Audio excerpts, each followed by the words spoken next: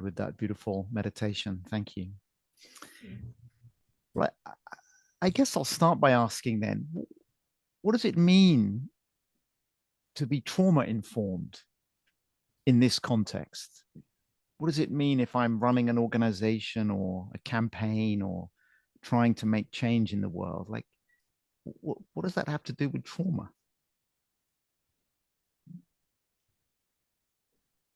Maria, would you like to start? I would be happy to start. Thank you, Matthew. It's, as always, it's a wonderful treat to have these conversations with you. So what does it mean to be trauma informed? And I think that question and the answer to that question takes on different answers depending on context.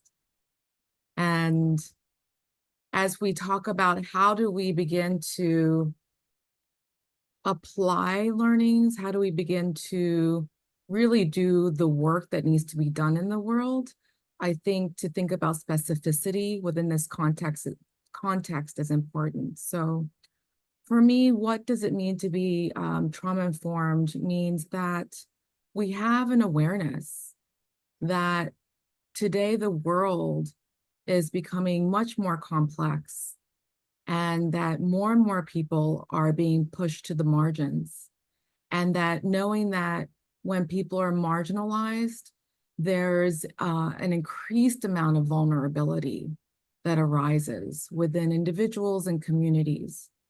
And that once the vulnerabilities arise, the damage to these individuals and communities requires much more interaction. So interaction in terms of how can we meet the needs of these communities in a way that recognizes the past traumas that they have encountered and have suffered, and also recognizing that the conditions within these societies that have created the marginalization are traumatizing. So what can we do as leaders, as individuals? Because I think we are all leaders.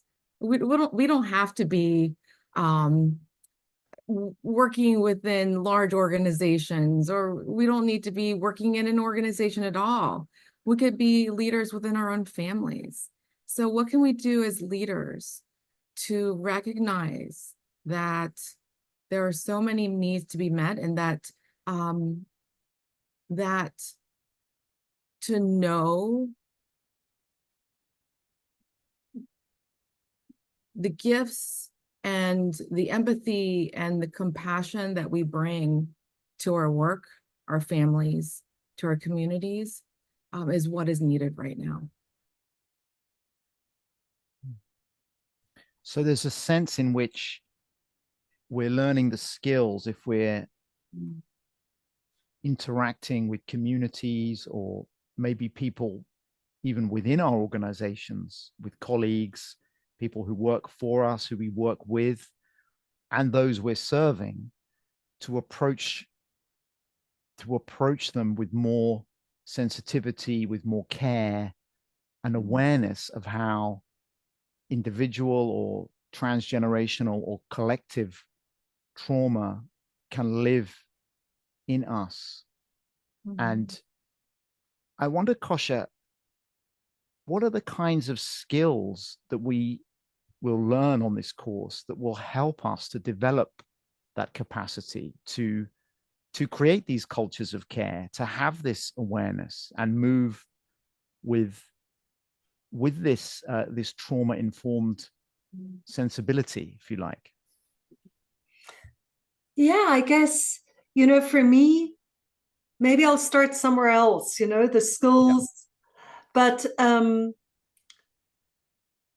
I think many of you might know that I worked for a long time for the Global Eco-Village Network around the world. So I came to that with a deep belief that as humans, in our hearts, we long to be part of the healing movement, the loving movement in the world. And I had the joy to be very, very deeply connected to many people worldwide who were giving their lives to the implementation of healing systems, of communities that heal their environments, that heal each other. And in that journey, it became so deeply apparent how even in those islands of goodwill, which are, you know, you could say in a way unencumbered, which is not the right word at all, but which aim to free themselves from the destructive systems in the world, how it feels that the sand in the system follows us. And however high we put our aims, we run into the sand of the system. And there's something, if we only want to look towards the love, the joy, the beauty of creating healing and connectedness, that we end up running into walls, and that there's something that precisely the moment where we run into walls, things become truly interesting. And that's where the real work starts. And that's what I came to understand more and more. And for me, the difference between having an impulse to heal the world and trauma-informed leadership is that I know that when the wall comes up in front of me, that's when the real work starts. And so for me, the skills that I need are like it's a journey, you know. It's not like, this is also why we say on this course that you will put together your toolbox for this moment in your life. And for me, the main tool is the awareness of my nervous system and the real ability to perceive when is my nervous system actually open and able to relate and interact, and when is my nervous system in a triggered state where I need to be with myself, seek help, seek support, but it's not the moment for me to engage creatively, you know. And the same with the systems around me. Like, there's so many moments have I watched colleagues, myself, with someone run into a conflict and then stay there in a reactive space and deepen that conflict, harden the conflict, rather than noticing, oh, wow, this is the place of walls. This is the place of distancing. This is the place of sand in the system that we're entering. This is a super interesting space. Let's slow down. Let's stay with. And what would the world look like if we could bring this, let's stay with, let's bring our love to this place, not just to our team relationships, you know, firstly to ourselves, to our relationships, but even to the collectives that we're a part of, so that when it becomes really hot and really painful, we say, wow, we have to slow down. Let's take out the weapons. Let's bring in more space. Let's bring in more space for conversation, for settling nervous systems. Now, let's see together, what could a solution look like? So, yeah. And I'd love to speak more about the skills, but I think that's... Yeah. No, you've as you were speaking, I was having flashbacks to moments in my previous career, particularly working in big corporate media environments where I didn't have those skills, where I was running into walls and I had my ideas about how things should change. And of course, they were all right and all correct. But I can see in retrospect that I didn't have the capacity to be with the wall. And I think that image, that kind of invisible barrier that we hit, like, what do we do when that happens, and how do we turn that into an ally, is really the kind of Tai Chi, isn't it, in the essence of this course. And what was also coming up for me as you were speaking was, I mean, I asked about skills or tools, and in a way that almost doesn't do the work justice, because yes, there are techniques we practice, but it's not like we're picking up something external. It's what's changing within us. It's our inner capacity. It's the inner alchemy that we perform through the training or through a journey through a course like this that is actually the real transformative agent. We become the tool in a way. Beautifully put, Matthew. Yeah, I feel that. And I'd also love to ask Maria, maybe, why is it so urgent that we go on this kind of journey now? Matthew, where do I begin? I think that everyone here has a different idea of what is the urgency, the thing for them, or the thing within their worlds that requires much more leadership around trauma-informed care. So for me, because of the work I do with displaced populations who have seen the devastating impact of climate change, that had very personal experiences with war, or have had tragic situations because of different weather patterns and storms. So for me, that is the urgency right now. It requires many more people in leadership, or many more people informed in how to lead as an ethical leader who understands trauma-informed care. So this is a word that I will bring up, or this is the term that I will bring up a little bit more as the months progress, ethical leadership. So ethical leadership asks the question, how do we prioritize the moral considerations and well-being of individuals and communities and organizations? How do we, as leaders, walk the talk, right? So we see leaders out there who say nice things and who say we ought to do, take these steps for the environment, or take these steps to improve conditions of humanity. But then we see in their personal lives that that's not the case for them. So as ethical leaders, how can we prioritize that? And how can we prioritize knowing and believing and really truly embodying our approach to making decisions for the people that we work with, and then also understanding that there's an impact to those decisions, and how do we make decisions with empathy, with compassion. One other thing I wanted to bring up, and this does relate to your question about what is the urgency, it's about moral courage.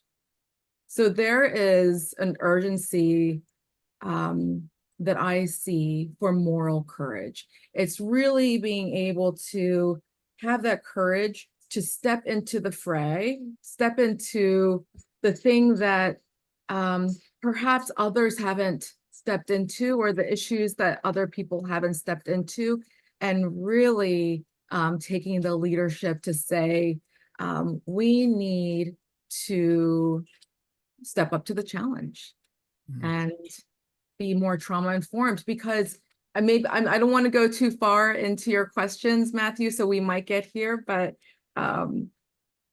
just to briefly say that this work isn't easy, as you all know, otherwise we would have done it already.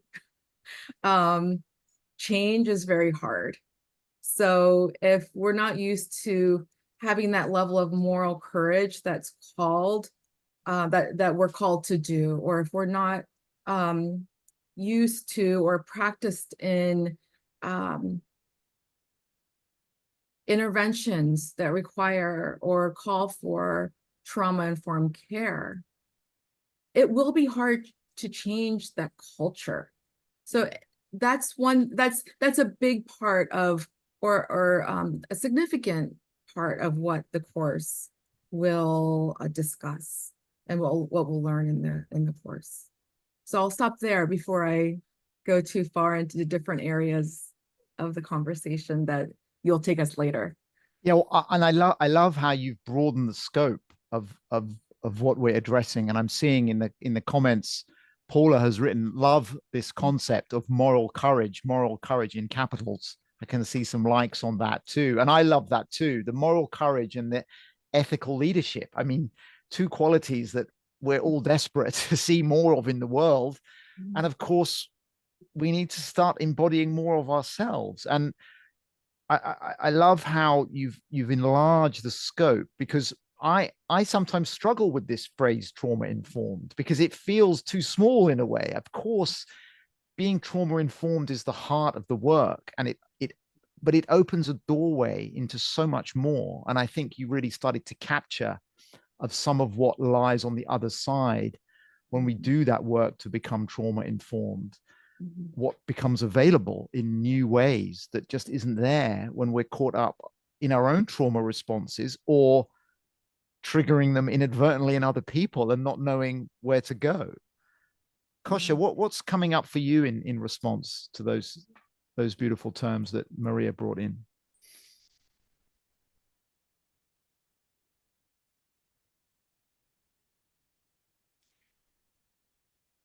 Yes, I guess, I'm also seeing some of the questions coming up in the chat. I'm feeling very drawn to start responding there, but let me start here. We will come to those. Yes, we'll definitely try to answer as many as we can. Yes. So I'm just wondering how to start into it. I think, as Thomas and Gabor Mate and so many others keep saying, the world that we see out there is not normal. This is a very, very hurt world. And the way we relate to each other is not normal. Even this level where we practice being more connected to our bodies, more connected to each other, more connected to our breath, feeling that we are actually creating a collective here that is palpable, that is just the beginning of a movement towards what might be a more normal way of being a human being, or a more natural way of being a human being. Someone who's deeply embedded into all life flows, all flows of information, where it is easy for me to feel you in this moment. And where it's easy for me to feel myself. Someone also asked, what does it mean to have to be trauma informed in myself? And I would say that what has been really helpful for me is a distinction that we learn to look at the world in where is energy flowing, where do I feel close, where do I feel intimate, where do I feel related, and where do I feel that energy is repeating itself. I might feel bored, I might feel distance, I might feel numb, I might feel super high levels of anxiety and very isolated in that, and that I learn to distinguish this in myself, in others, in the world around me. So, and noticing that, okay, when there is flow, I can flow into creativity. I know that the new becomes possible. I can create from that point. When there is stuckness, there's repetitiveness, it's as if it needs more care. It needs my love. It needs my attention. It needs a slowing down. When I feel there's flow, I might be able to speed up. And it won't be a speeding up that takes me away from myself, right? So learning that distinction, I think, is very, very supportive. And the more I align with flow, and then we need to be clear, what do we mean with flow? I would really say a flow that brings all of me together. So I keep making this movement. That is also how Thomas Hübl describes it often, right? That there is a flow that flows through each of us into manifestation. And ethical leadership for me is to be aligned with that flow. Also, thinking of this beautiful quote by Martin Luther King, we shall overcome because the arc of the moral universe is long, but it bends towards justice. And I would add to that, it bends towards healing.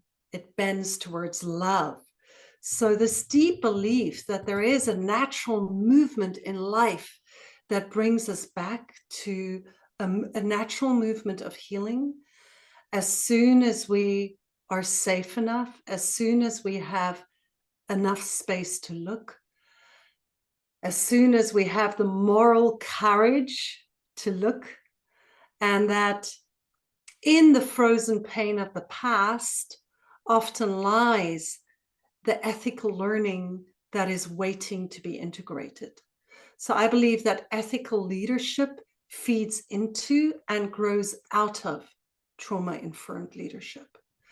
Because part of carrying trauma is that we can't see where it is, right? Trauma is what is too strong to be seen and still needs to be capsuled off. So in myself, the places where I am traumatized, I cannot see. I can't see what is between myself and the other person that I'm in a conflict with in terms of what I carry in myself in that moment. So the situation becomes a beautiful invitation to learning, and to take the time again to revisit it. Often in the moment where we hit those spots, we can't immediately understand, right? But so for me, there's also been this question about what is leadership? And I would say, the leadership is to move back from a place of power over to power with, a place where we lead others to, we allow ourselves to be led by life, by a healing movement. But that leadership is staying very close to that ethical alignment. And somehow becoming a leader for me is really becoming a channel or becoming an expression of the truest, unique self that we can be in the dance with everything else. And actually, Matthew, I have to say, I'm not quite sure whether what I said now was too abstract or too far out there for people, I don't know, was this concrete enough? Well, as you were speaking, I was thinking it just shows how painfully inadequate my initial question was about, so what are the tools, what are the skills? It's so much more than that. There's this depth and the vision of leadership that you have shared is so inspiring that it takes us beyond my initial question. But with all that said, I mean, having done some of this work myself, I do think it's worth acknowledging for people maybe who are new to this, that there's a lot of relational practice, checking in, sensing into ourselves, learning to connect or sense what's going on with others, learning to kind of access that stream of data, that light that is always available, but that we can so easily get connected from. So there are practices that can really develop through the course of the training that will help to kind of form the scaffold to allow this beautiful model of leadership to emerge, to kind of this butterfly to come from the chrysalis. And I'm seeing in the comments, wonderful, wonderful, beautiful, in response to the vision that you've brought into our midst. Yeah, and just, because I saw earlier also a question about, well, how does this course build on the previous trauma-informed leadership courses? And I really think that, as you described, this is a pathway. And we have been learning these tools also in the previous courses, and everybody who joins will deepen their experience of them. But this meeting the world with these tools meeting our circles of relatedness with these tools more fully, more deeply, and having more clear ways of bringing it out into the world. I think that is the main intention of grounding it in the world, that we're super excited